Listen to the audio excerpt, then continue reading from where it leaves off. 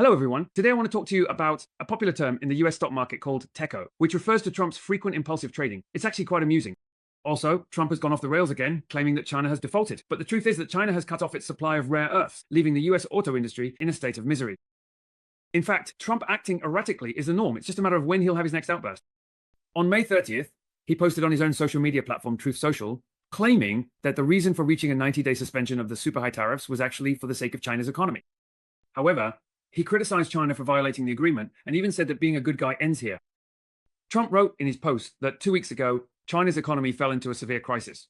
The extremely high tariffs I set made it almost impossible for China to trade in the US market. And right now, the US market is the largest in the world. In effect, we have completely cut off dealings with China, which is a devastating blow for them. Many of their factories have shut down. To put it mildly, there has been internal turmoil. But Trump went on to say, I saw what was happening and I didn't like how things were developing, not for our own sake, but for theirs. In order to save them, we reached a quick agreement with China because I thought they were facing a very bad situation and I didn't want to see that happen. Thanks to this agreement, everything quickly stabilized, China returned to normal operations, and everyone was happy. This is good news. But then Trump suddenly changed his tone and said this. The really bad news is, and perhaps this won't surprise some people, China has completely violated our agreement. That's the end of us playing the good guy. However, Trump did not specify exactly what he meant by China breaching the agreement. Since everyone is so familiar with Trump's way of speaking and doesn't believe him at all, his remarks didn't cause much of a stir. S stocks only dipped slightly. Especially when Trump claims he was being the good guy and that he only agreed to suspend most tariffs to help China. Those words sound so much like something you'd use to fool a child that even the MAGA crowd, the ones always shouting, "Make America Great Again," probably wouldn't buy it. If Trump really was helping China, then how could he possibly make America great again? But the way Trump put it clearly shows some dissatisfaction, and this can probably be explained from three perspectives. First, the pressure from rare earths. On May 29, the head of the US side in the China-US negotiations, Treasury Secretary Bessent, began to talk about the relationship between China and the US.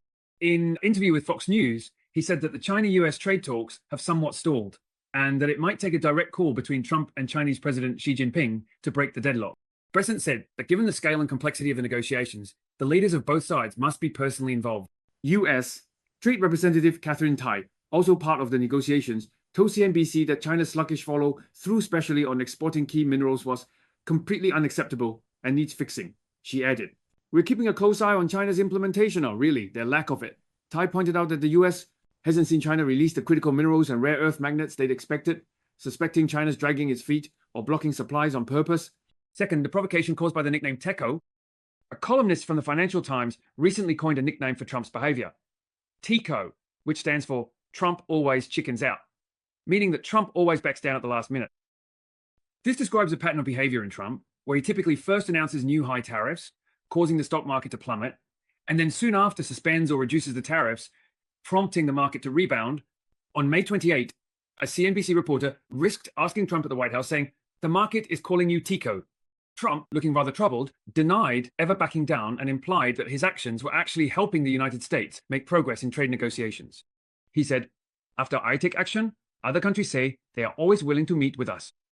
When talking about the European Union, Trump said that he had recently threatened to impose a 50% tariff on the EU, but then announced a delay of this new tariff just 2 days later. Trump asked, "Do you call this a temporary retreat?" He criticized the reporter's question as harsh, then added, "This is called negotiation."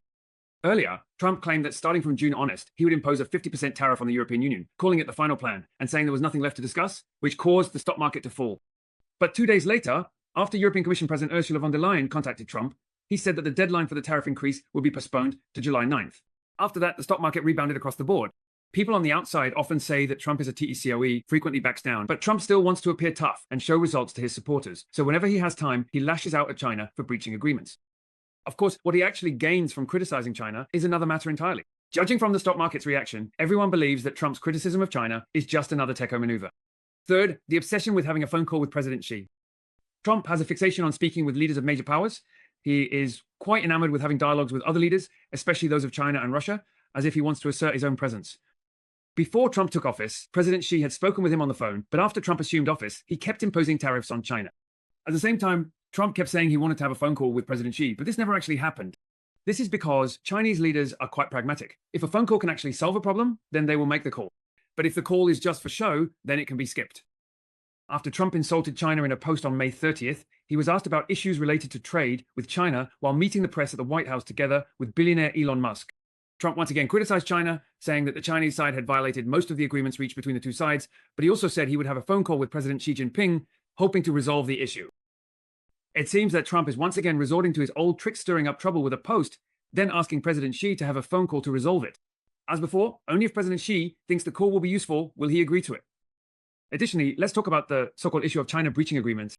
After Trump's post, the Chinese embassy in the US stated that both sides have recently maintained communication on issues of mutual concern in the economic and trade fields. China has repeatedly expressed concerns about the United States' abuse of export control measures in the semiconductor sector and other related actions. It once again urges the US side to immediately stop its discriminatory restrictions against China and to jointly uphold the consensus reached at the Geneva talks. In other words, China is turning the tables and saying that it is the US that is violating the agreement. Here's one way to analyze it. China's export of key minerals and rare earth magnets to the US for civilian use, such as in car manufacturing, is actually normal practice. However, if these minerals are to be exported for military purposes, approval is generally very difficult as China and the US reach a comprehensive trade agreement. After the consensus reached between China and the US at the Geneva talks, China should be able to export rare earth magnets for civilian use to the United States. CNN reported on May 20 that industry insiders say China's tightening export controls and oversight. They're issuing permits shipment by shipment now, and exporters have to list end users so China can track where the stuff ends up and stop any leaks. For instance, General Motors could apply to buy rare earth magnets for itself, promising not to funnel them to US military companies. But even without civilian use of rare earth magnets, China could approve the licenses quickly or slowly. According to Reuters, representatives from car manufacturers such as General Motors, Toyota, Volkswagen, and Hyundai, all of which primarily produce vehicles in the United States, jointly sent a letter to the Trump administration on May 9, stating that without a reliable supply of rare earth magnets, automakers would be unable to manufacture key automotive components. If the situation becomes severe, it could lead to production cuts, or even force car manufacturers to halt production altogether. Reuters reporters received a response from the Automaker Alliance, stating that the situation has not improved for the time being, which is cause for concern. The problem is that the United States keeps tightening restrictions on China in certain areas. In April, the Trump administration tightened regulations on chip export licenses, prohibiting NVIDIA from selling its H20 AI chips to China. After China and the United States reached the Geneva trade consensus, the US did not relax its measures. In fact, it went even further by suspending the sale of some key American technology products to China. This includes technologies related to semiconductors, aircraft engines, and certain chemicals, for example, halting the export of chip design software to China. Once again, China and the US have entered a situation where they are each choking off the other's vital interests. Naturally, China believes that it was the US that broke its promises first, not China. To sum up, first, the foundation of mutual trust between China and the United States is weak. After the consensus was reached at the Geneva talks, the US continued to introduce measures that targeted and restricted China's chip and other industries. Naturally, China would not so easily approve export licenses for rare earth magnets. Second, Trump posted a message criticizing China and wanted to talk to President Xi Jinping on the phone, but it would be difficult for him to wash away the stigma of TACO. The market firmly believes that Trump is once again relying on scare tactics and raising tariffs, but even the US itself can't withstand it. So this time, even the stock market is unwilling to drop. This is a classic boy who cried wolf story. Trump talks big so often that no one believes him anymore.